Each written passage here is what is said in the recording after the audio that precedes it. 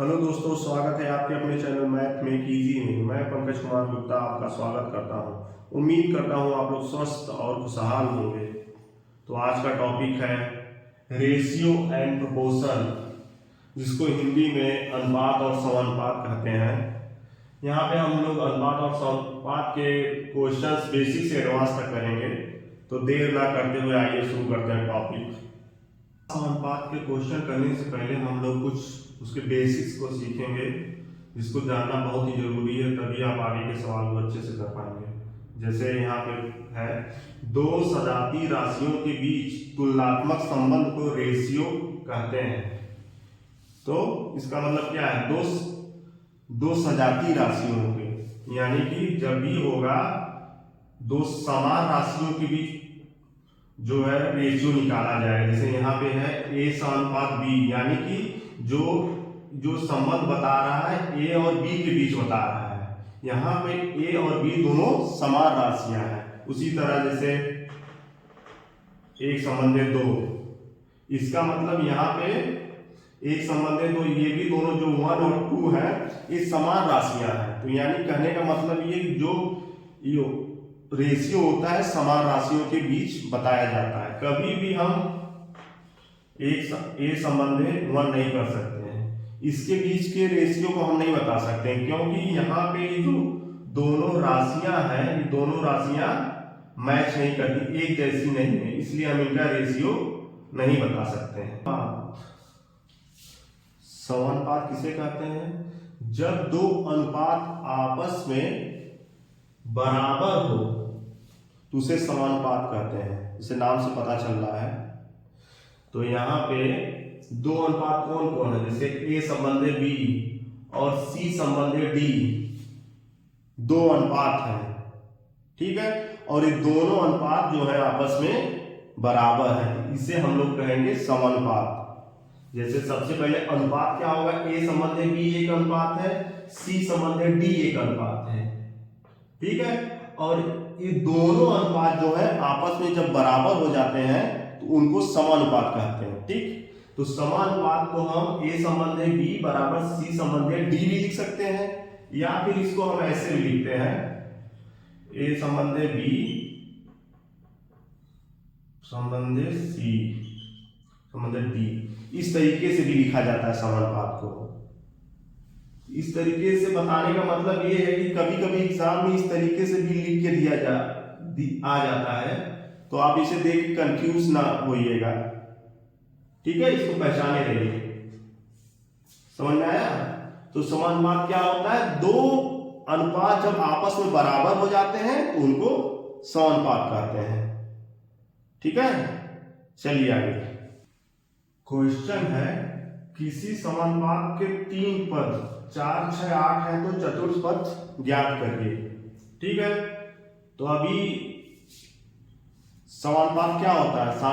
अभी हम लोग एक सिंपल सा एक्सप्रेशन पढ़े थे कि ए संबंधे बी बराबर सी संबंधे डी, ये हो गया समानुपात। तो यहां पे जो है जैसे ए 4 हो गया, बी 6 लिया जाए, सी को 8 लिया जाए, तो हम डी को बड़े आसानी से निकाल सकते हैं। इसको लिखते कैसे हैं? जैसे ए बटे बी बराबर सी बटे डी, इस तरह कैसे लिख सकते हैं, ठीक है। अब इसको हम त्रियक गुणा कर लेते हैं, यानी कि ए डी गुणे बी इंटू सी। तब यहां पे मान रख देंगे, ए इक्वल टू 4, डी हमको निकालना है, BC कितना है? 6 गुणे 8, तो D बराबर हो जाएगा 6 गुणे 8 बटे 4। इसको काटेंगे तो 4 दूनी 8, 6 दूनी 12, यानी कि इसका जो चतुर्थ पद है 12 हो जाएगा, ठीक है। क्वेश्चन समझ में आया? अब इसको सॉल्व करने के लिए यही टेक्निक अपनाते हैं। इसको पहले रेशियो की एक्सप्रेशन में लिख लेंगे, उसके बाद इसको त्रियक गुणा करके चतुर्थ पद की वैल्यू को हम प्राप्त कर लेते हैं, ठीक है। चलिए नेक्स्ट क्वेश्चन में। क्वेश्चन है, ए अनुपाते बी बराबर 2 अनुपाते 3 और b अनुपात c बराबर 3:5, तो a अनुपात b अनुपात c क्या होगा? इसको करने के लिए सबसे पहले हम लोग ऐसे लिखेंगे इसको, a अनुपात b अनुपात c, ठीक है। अब जो दिया है, जैसे यहाँ पे दिया है a अनुपात b, तो इसको हम लिख लेंगे ऐसे, a अनुपात b यानी कि 2:3 यहाँ पे लिखेंगे, ठीक है। उसके बाद b अनुपात c जो दिया है 3:5, इसको लिखेंगे हम ऐसे, b और c के नीचे, ठीक है। और पूछ रहा है a अनुपात b अनुपात c क्या होगा। इसको ऐसे लिखने के बाद जो, जैसे यहाँ पे 3 है और इसके सामने जो नंबर छूटा है वही नंबर लिख देते हैं। जैसे यहाँ पे 3 है तो यहाँ पे हम 3 लिख लेंगे, ठीक है। और यहाँ पे 3 है तो यहाँ पे 3 लिख लेते हैं। अगर यहाँ पे 5 मान लो, अगर यहाँ पे 5 होता तो हम यहाँ पे 5 लिख देते हैं, ठीक है। यानी कि जो नंबर दिया रहता है उसके सामने वही नंबर लिख देते हैं, उसके बगल में, ठीक है। समझ में आया? उसके बाद हम इसको मल्टीप्लाई कर लेंगे, तो 3 दूनी 6, 3 त्रिक 9, 3 पचे 15, ठीक है। अभी कटने लायक है, कि 3 से कट जाएगा, तो हो जाएगा 3 दूनी 6, 3 त्रिक 9, 3 पचे 15, ठीक है। यानी कि a संबंधे b संबंधे c का अनुपात होगा 2 संबंधे 3 संबंधे 5, यही इसका आंसर है, ठीक है। समझ में आई होगी बात।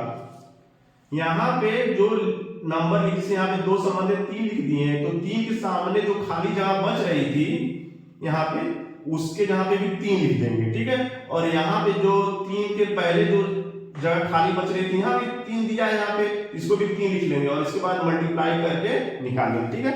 समझ में आएगा। चलिए चलते हैं नेक्स्ट क्वेश्चन पे। क्वेश्चन है a संबंधे b बराबर 4 संबंधे 5 और b संबंधे c बराबर 3 संबंधे 8, तो a संबंधे b संबंधे c क्या होगा। इसको फिर भी ऐसे ही लिखते हैं, ठीक है। a संबंधे b संबंधे c, ठीक है।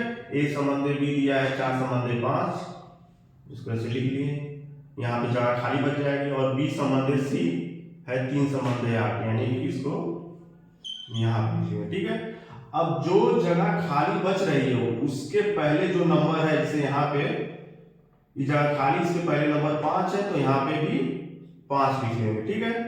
और यहाँ पे जो 3 है, 3 के पहले खाली है, तो यहाँ पे 3 लिख लेंगे।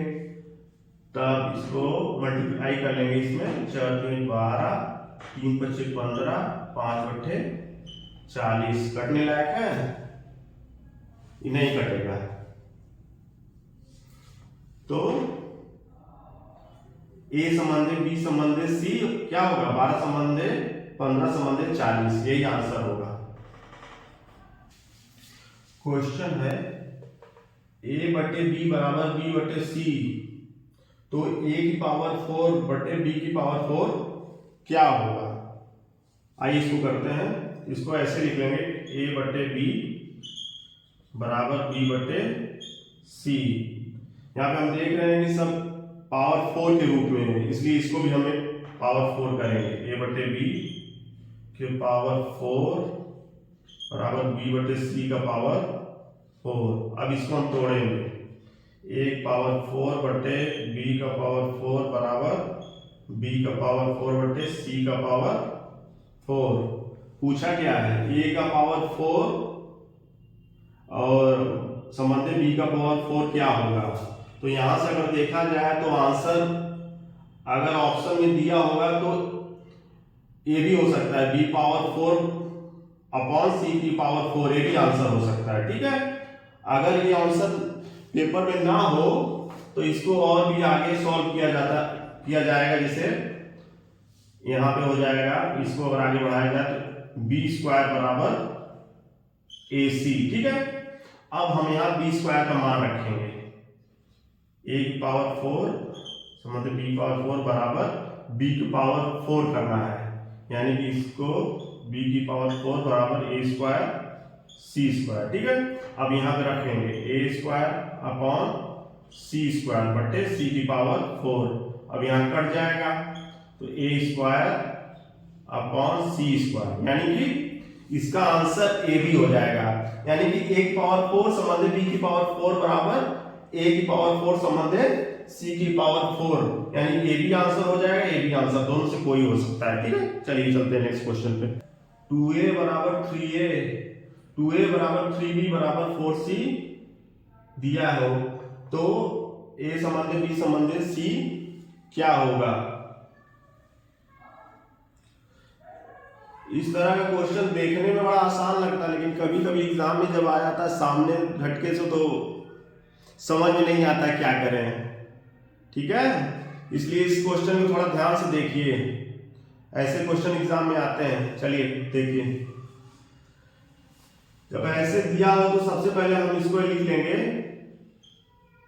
2a बराबर 3b, ठीक है। यानी कि a बटे b बराबर हो जाएगा 3/2, ठीक।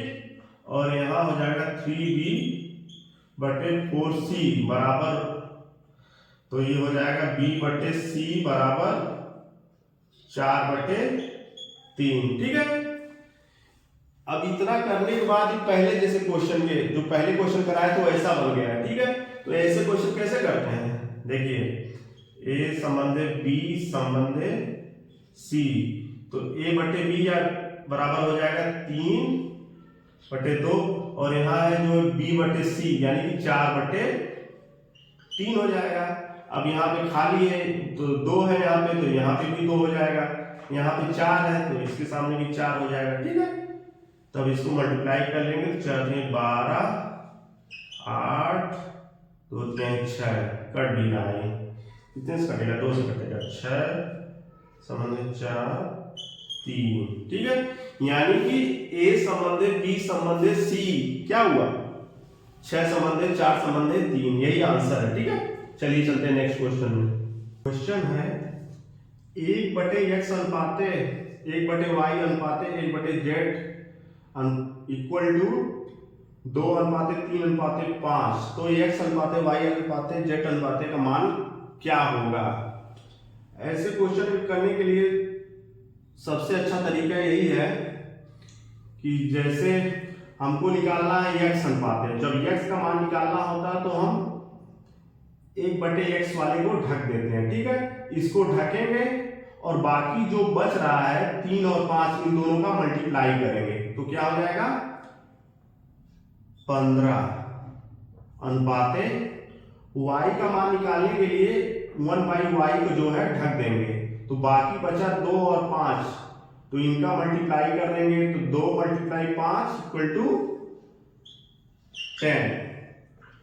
अब z का मान निकालने के लिए हम 1/z का अनुपात ढक देंगे, तो बचेगा 2 और 3 और इन दोनों का मल्टीप्लाई करेंगे तो हो जाएगा 6, ठीक है।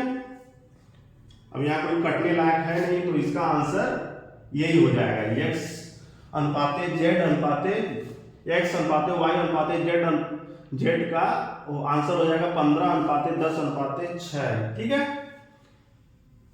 ये तो बहुत ही आसान ट्रिक है, इस तरीके से करने पे बहुत जल्दी हो जाता है। देखिए ऐसे भी आप कर सकते हैं, जैसे यहाँ पे हमको निकालना है x अनुपाते y अनुपाते z का मान निकालना है, तो इसके लिए हम क्या करेंगे, अगर इसको ऐसे लिख सकते हैं,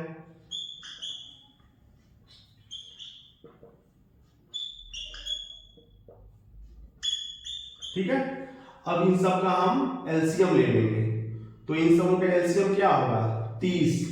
अब इसमें हम 30 से मल्टीप्लाई करेंगे, जब 30 से मल्टीप्लाई करेंगे तो यहां हो जाएगा 15, 30/3 हो जाएगा 10, और यहां हो जाएगा 30/5 तो 6। देखिए आंसर वही आ गया, ठीक है। इसको ध्यान में रखिएगा, ठीक है। आगे चलते हैं नेक्स्ट क्वेश्चन में। क्वेश्चन है a/3 बराबर b/4 बराबर c/7, तो a अनुपाते b अनुपाते c क्या होगा। ऐसे क्वेश्चन में कुछ करना ही नहीं है, इसको थोड़ा सा आप ध्यान में रखिए। तो यहाँ पे जो दिया रहता है बटे में जो नंबर वही यहाँ पे इसका अनुपात हो जाएगा, यानी कि इसका आंसर जो हो जाएगा 3:4:7 हो जाएगा। इस सवाल में कुछ करना ही नहीं है। अगर इसको आप ज्यादा सोचेंगे कि इसको कैसे करें तो ये हो नहीं पाएगा।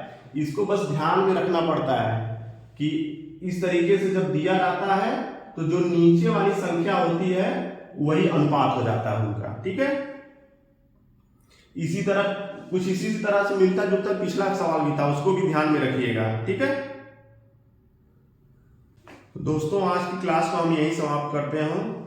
उम्मीद करता हूं कि आज की क्लास आपको पसंद आई हो।